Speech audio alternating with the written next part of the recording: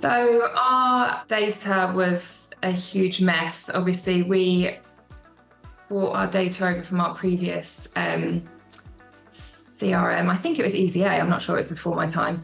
And we just had thousands and thousands of candidates on there that we didn't speak to, had never spoke to, will never speak to. And I think I started looking into the AI within Bullhorn last year, and it was kind of, don't start this until you've tidied up your data. So spoke to sort of my C-suite, the IT team, and said, look, we need to really, really tidy up the data. So we started off by spoke to our legal team as well to comply with GDPR, and just immediately got rid of the candidates that should not be on our database. And then we were left with this kind of like medium pool of like, we don't really, there could be some gems in there. We don't want to completely delete, archive them straight away. Let's give them a chance to kind of come back onto the system. We do find as well within our industries, candidates do crossover. We're predominantly contract work as well, so we do have a lot of crossover from life sciences to renewable energy to data centres. So we thought someone might be stuck in that life sciences pool, but actually they've moved industry, so we'll give them a chance to come back. We set up a regen campaign, essentially, that's what we called it. So we had about 7,000 candidates that we split into the industries. So we staggered it. So we started with the smallest pool because we weren't really sure what the response was going to be. So the way this worked, we just sent a really sort of light-hearted email with a link to a survey to say, what's your current job title, your industry, and attach your CV.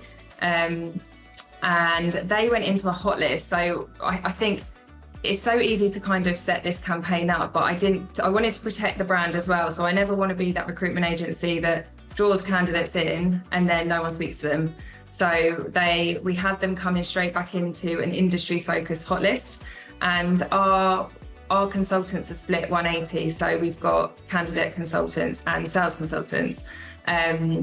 So these were going into a hot list that was managed by the candidate, delivery executives we call them, and they would work through the hot list and call the candidates, qualify them, and send them for relevant roles if need be. And if we didn't have relevant roles at the time, they would courtesy call them anyway, just out of sort of courtesy, just so we haven't got anything at the moment, but sign up to our mailing list and we'll send you hot jobs or opportunities in the future.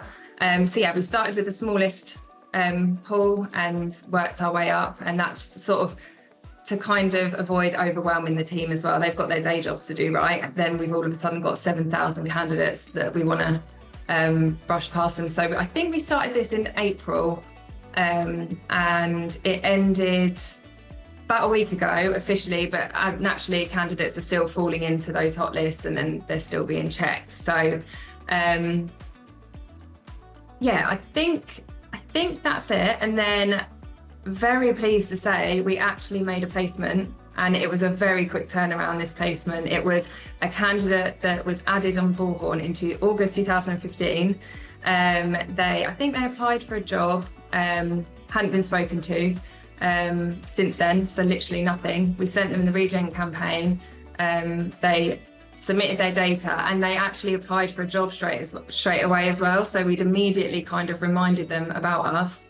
The consultant didn't actually even have time to call them before applying for a job. And then, yeah, they got submitted for a role, which was a value to us of £19,000, which is pretty epic.